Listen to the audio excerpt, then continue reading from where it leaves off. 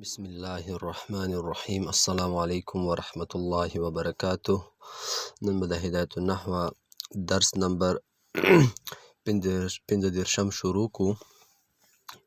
الحمدلله د اسم غیر منصرف بحث ټول متاسع وي او نن به انشاءالله په مرفوعاتو کې شروع کو. الباب الثالث في المرفوعات. المقصد الأول في المرفوعات الأسماء المرفوعات 8 أقسام: الفاعل ومفعول ما لم يسمى فاعله، والمبتدأ والخبر وخبر إن وأخواتها، واسم كان وأخواتها، واسم ما ولا المشبهتين بليس، وخبر لا التي لنفي الجنس. المقصد الأول، اول مقصد چې د فی المرفوعات هغه په مرفوعاتو کې ده. الاسماء المرفوعات هر چې اسماء مرفوعات دي 8 اقسام، دا 8 اقسام دي، 8 اقسام لري. الفاعل اول نمبر فاعل ده، ومفعول ما لم يسمى فاعله دویم نمبر مفعول ما لم يسمى فاعله ده. والمبتدأ دریم نمبر مبتدا ده. والخبر څلورم نمبر خبر ده. وخبر ان و اخواتها او خبر د ان و اخواتو ده. واسم كان و اخواتها، واسم ما ولا المشبهتين بليس، وخبر لا التي لنفي الجنس. دا 8 اقسام د مرفوعات شول. خلاصة المباحث شی ده. باب اول کې چې موږ تاسې د اسم معرب بحث شروع کړی و، نو اخکې هغه مقصد اول اوس شروع شو. دغه مقصد چې دی په یو تمهید او په 8 فصولو باندې مشتمل دی. مذکوره عبارت کې د تمهید په عنوان سره ذکر شوی دی. نو دغه تمهید باندې د پوهې دپاره یا د تمهید باندې پوهېدلو دپاره 4 ابحاث دي. دا اوس چې کوم عبارت ما تاسو ته ووایي. اول نمبر بحث د مشکل الفاظو تشریح، دویم نمبر بحث مرفوعات تو وجه تقدیم په منصوباتو او مجروراتو باندې، دریم نمبر بحث اسم مرفوع تعریف نه کولو وجه او بیا موږ تاسې به د هغه تعریف کوو. دغه 3 واره بحثونه چې دي به طور فایدې به موږ تاسې ذکر کوو. مصنف علیه رحمت دا نه دي ذکر کړي. البته 4م بحث چې دی هغه د په تمهید کې ذکر کړی، چې هغه تحقیق د اسماء مرفوعه او د هغوی دلیل د حصر. تشریح ته به راشو تمهید ته. تمهید کې خو متاسب 4 بحثه کوو. البحث الاول في تشریح الالفاظ المشکله. مصنف علیه رحمت د مقدمې د بیان نه چې فارغ شو، نو اوس مقاصد ثلاثه بیان ته راغله. نو دغه مقاصدو بیان نه مخکې به یو تمهید ذکر کیږي، چې هغه تمهید کې اول به متاسې بحث اول په مشکلو الفاظو کې یایو. هغه مشکل الفاظ شی دي. نو اول نمبر المقصد، دویم نمبر فی المرفوعات. المقصد لفظ کې 2 احتماله دي. یا خو دا ظرف ده په معنا ده د ارادې کولو ځای، یا مصدر میمی ده په معنا ده اراده کول. نو که دلته د دواړه معنی کې هر یوه معنا مو خلو، دغه ځای کې دا معنا نه صحیح کیږي. نه معنا مصدري صحیح کیږي او نه معنا مصدر میمی صحیح کیږي. ویلې که چیرته مو مقصد د ظرف صیغه کو، نو بیا به معنا شي د ارادې کولو ځای مرفوعات دي.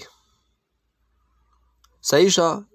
او که دویمه معنا واخلو، نو معنا به داسې شي اراده کول مرفوعات دي. نو دا دواړه معنی غلطیږي.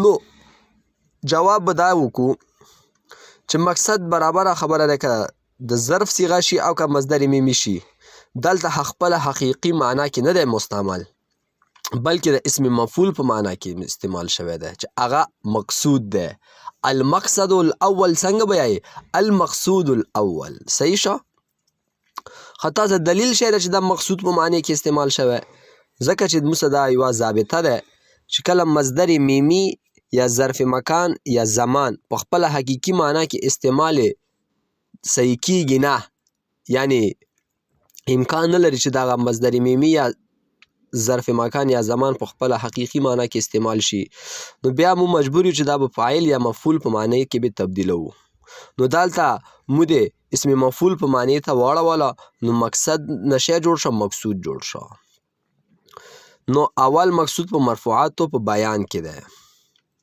دویم لفظ فی المرفوعات دا فی خو چې د ظرفیت دپاره ارسي که نه یعنی دلته مو ته دا خبره کوي چې زما ما بعد او زما ما قبل دپاره دا شی دی دا ظرف دی او ظرف او مظروف دواړه شی وي دا دواړه یو بل نه مختلف وي نو یعنی مقصود فی المرفوعات مقصود شی شو دا مظروف شو او فی المرفوعات ورته ظرف شو دا خو دواړه باید یو بل نه مختلف شي لکه مثال خبره الماء فی الکوز الماء مظروف ده کوز ورته ظرف ده نو دواړه متغیر دي یو بل نه اوبه په کوزې کې دي اوس چې مو ولیدل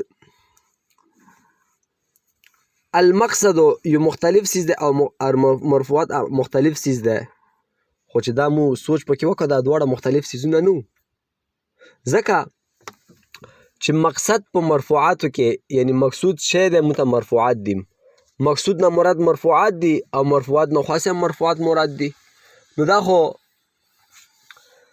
ظرف په مظروف کې راغه یا مظروف په ظرف کې راغه لکه دا مطلب شه الماء فی الماء یا الکوز فی الکوز دا خو غلط دی کنه نو دا خو یی المقصود فی المرفوعات مطلب المرفوعات فی المرفوعات دا خو متغیر نشول دا اعتراض راغله په متاسو باندې دلته به متاسو جواب کو چې دلته دا فی چې مو راوړلی دا بالکل صحیح ده او د المرفوعاتو کې چې کوم الف ده دا د مضاف محذوف په عوض کې راغلی المرفوعاتو کې چې کوم الف لام ده دا د مضاف محذوف په عوض کې راغلی چې هغه شی ده بیان ده نو دا عبارت اصل کې څنګه و المقصد الاول فی بیان المرفوعات نو مقصد اول دا اوس مختلف سیز شو او فی بیان المرفوعات دا مختلف سیز شو فلهذا اوس ظرف د مظروف نه متغیر شو نو تا اعتراض په ما باندې ناراضي ښه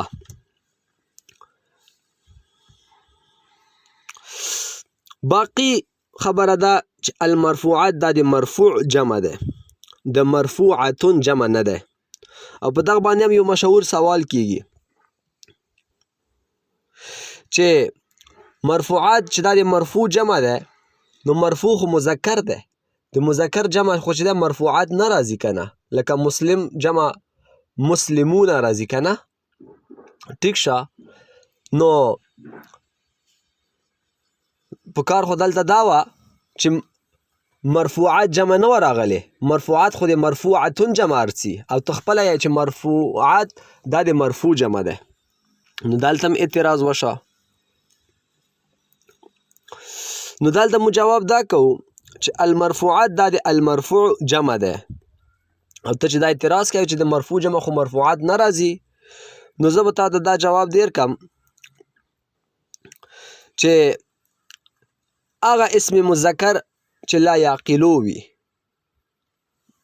نو د هغه جمع په الف او تا سره څه کیږي راتلی شي دلته د المرفوعات چې دی که نه دا د الاسماء صفت ده نو دا ضابطه ده هر هغه اسم مذکر چې لا یعقلو صفت واقع شوی وي الاسماء لا یعقلو ده او دا المرفوعات ورته صفت ده او الاسماء ورته موصوف ده نو بیا دغه وخت کې د مذکر یعنی مرفوع جمع په الف او تا سره راوړلی شي.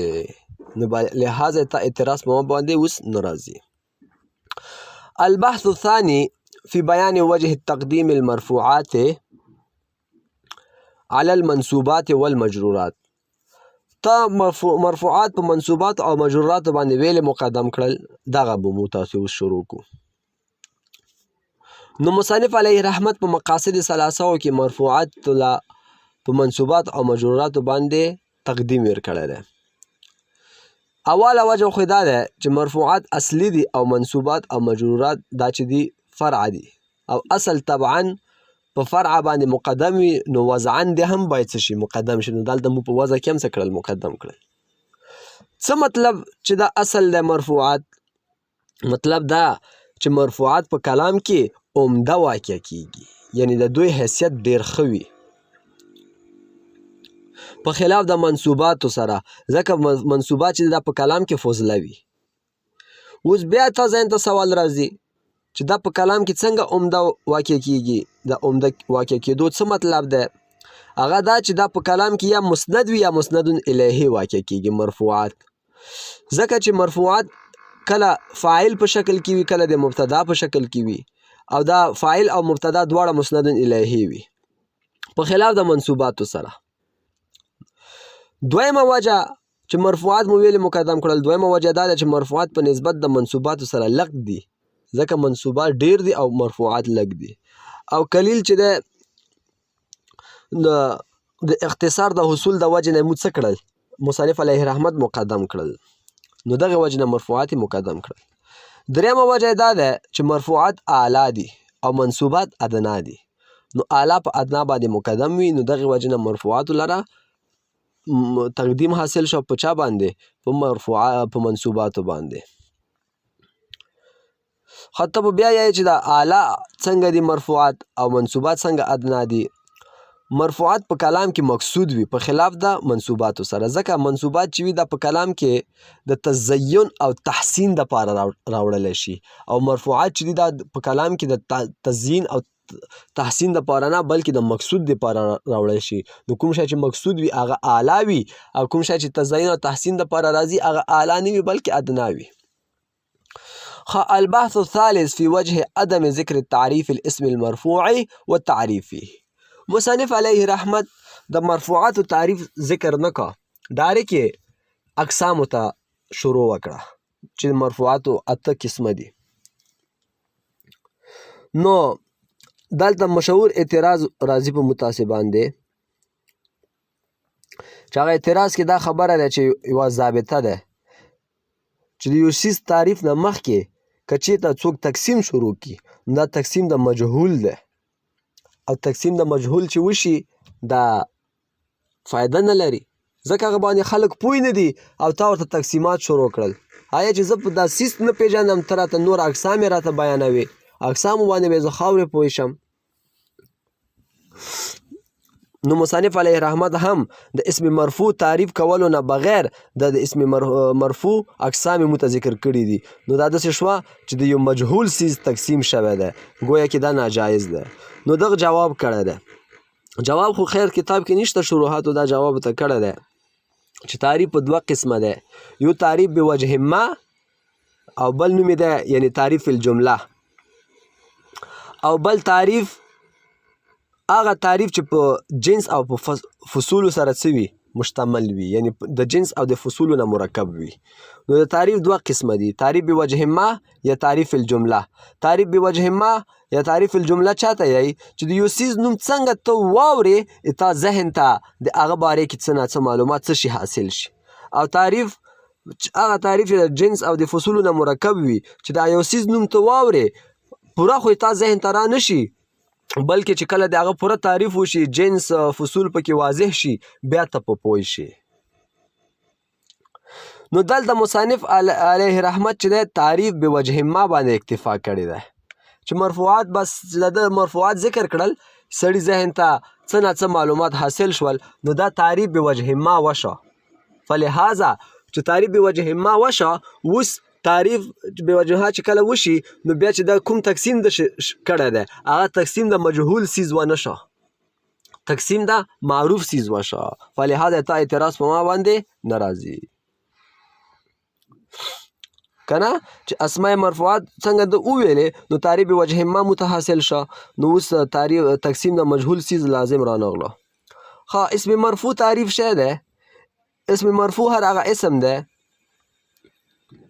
چې د فاعلیت یعنی د فاعل کېدو په علامت باندې مشتمل وي او د فاعلیت څو علامې دي درې واو الف ضمه جاءني ابوه ما ته راغی ستا پلار اسماء سته مکبره د حالت رفعي کې ده او رفع په واو په شکل کې راغلی جاءني ابوه همدارنګې بل مثال جاءني زیدان دلته زیدان حالت رفعي کې ده او رفع په الف شکل کې ده بل مثال زید قائم زید مبتدا ده او حالت رفعي کې ده رفع په ضمې شکل کې ده لفظي نو دا اوس د فاعلیت درې علامې دي واو الف ضمه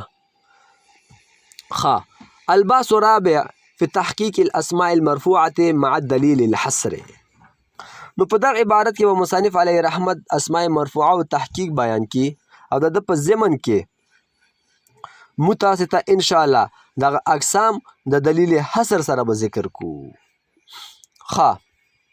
اول به ویایو چې د کوم کوم دي اجمالا نو اول نمبر فاعل لکه ضرب زیدون دویم نمبر مفعول ما لم یسمى فاعله لکه ضرب زیدون دریم نمبر مبتدا څلورم نمبر خبر لکه زید قائم زیدون مبتدا ده او قائم خبر ده پنځم نمبر ان او د اخواتو خبر لکه ان زیدا قائم شپږم نمبر کان او د اخواتو اسم لکه کان زید قائما وم نمبر ما ولا مشبهتين بليس اسم لك ما زيد أفضل منك اتم نمبر لا في جنس خبر لك لا رجل ظريف في الدار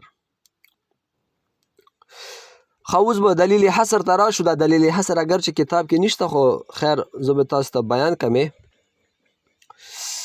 د اسم مرفوع ټول اته قسمه دي دغه دلیل حصر دا ده چې اسم مرفوع عامل به دوه حالاتونو خالی نه وي یا به لفظي وي یا به معنوي که چیرته لفظي وي دا دوه حالاتونو بیا خالی نه وي یا به فعل شبه فعل وي یا به حرف وي که اسم مرفوع عامل فعل شبه فعل ده نو د معمول یعنی اسم مرفوع به دوه حالاتونو خالی نه وي فعل شبه فعل سره به قایم وي یعنی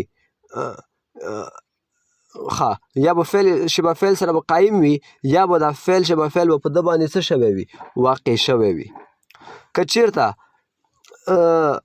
دغه معمول چې د اسم څه وي د خپل عامل سره قایم وي نو دا فاعل ده او که چیرته فعل شبه فعل په ده باندې واقع شوی وي نو دا بیا نایب فاعل ده یعنی مفعول ما لم یسمى فاعله دوه دانې وشول که چیرته اسم مرفوع عامل حرف وي نو د معمول به دوه حالاتونو خالی نه وي یا به مسند وي یا به مسند الیه وي که چیرته اسم مرفوع یعنی معمول مسند الیه وي دا به دوه حالاتونو خالی نه وي یا به کلام موجب کې واقع شوی به کلام غیر موجب کې کلام موجب دغه ته ویلی شي چې هغه کې حرف نفي نهي استفهام نه وي او غیر موجب چې هغه کې نفي نهي استفهام وي که چیرته په کلام موجب کې وي نو دا به د کان او دغه د اخواتو د اسم نه علاوه د لیس او که چیرته کلام غیر موجب کې وي نو د لیس او ما ولا مشابهتین بلیس اسم وي او که چیرته اسم مرفوع مسند وي نو دا حالاتونه به خالی نه وي یا به کلام موجب کې یا به غیر موجب کې که کلام موجب کې وي نو د ان او د اخواتو خبر او که غیر موجب کې وي نو د لا نفي جنس خبر او د بوي او که اسم مرفوع عامل معنوي وي نو دوه حالاتونه به خالی نه وي یا به مسند وي یا به مسند الیه که چیرته مسند و نو دا حالاتونه به خالی نه وي یا به اسم ظاهر ته رفع ورکړي وي یا نه که اسم ظاهر ته رفع نه وي ورکړي نو دا خبر ده او که ورکړې وه دا بیا مبتدا ده نو دا او که چیرته اسم مرفوع مسند الیه وي دا بیا مبتدا قسم اول ده دا دلیل حصر شه بطور فائدہ به یوه بله خبره مو وکړو الاسماء المرفوعات دلته خلک اعتراض کوي کله کله چې دا عبارت ترکیبي لحاظ سره صحیح نه ده ځکه الاسماء موصوف ده مرفوعات ورته صفت ده مو تاسې دا ضابطه یلی دی او انشاءالله وبیم یایو بیا چې تذکیر او تانیث په اعتبار سره موصوف او صفت په مابین کې باید څه وي؟ مطابقت وي. که چېرته موصوف مذکر وي نو صفت به هم مذکر وي، او که چېرته موصوف مؤنث وي نو صفت به هم څه وي؟ مؤنث وي. نو دلته اعتراض داسې شوی دی چې الاسماء مذکر دی او مرفوعاتو ته مؤنث دی، او دا دواړه د یو بل څه دي؟ موصوف صفت هم دي. نو په کار خو دا وه چې الاسماء چې مذکر دی نو صفت هم ورته مذکر راوړلی وای، او که چېرته هغه مؤنث دی نو په کار دی چې موصوف یې مؤنث وای. نو دغو دواړو کې مطابقت نشته. نو جواب یې دا دی، موږ تاسې مخکې هم دا جواب وکړه چې دا جواب چې دی په یوې قاعدې باندې موقوف دی. قاعده دا ده چې هر هغه اسم چې لا یعقلو صفت واقع شوی وي، صحیح شو، نو د ده جمع چې دی په الف او تا سره څه کېږي؟ راوستی شي، اگر چې هغه مذکر وي. اوس مرفوع دا مذکر دی خو د لا یعقلو اسم صفت واقع شوی دی، نو د ده جمع مرفوعات راوړلی شي. نو مطلب دا شو چې الاسماء او مرفوعاتو کې مطابقت شته دی، خو د یوې قاعدې د وجې نه پکې جواز موجود دی، نو ځکه مو صفت ورته مؤنث راوړلی دی. ښه،